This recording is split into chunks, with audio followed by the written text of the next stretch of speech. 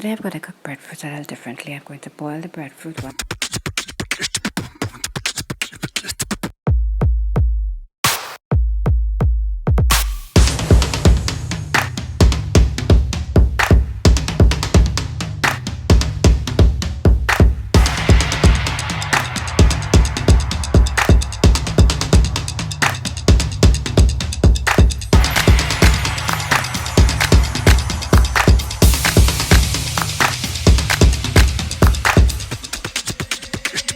I'm going to boil the breadfruit. Once it is cooked, I am going to cut it open, remove the center.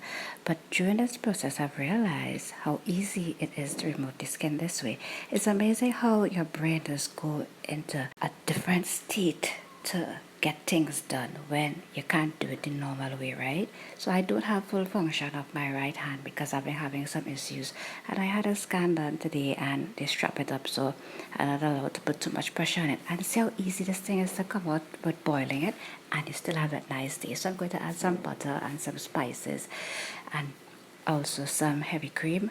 Whisk that on a low fire, and then I'm going to add it to my slightly crushed breadfruit, butter that down, and I'm going to have it with some lentil peas and chicken.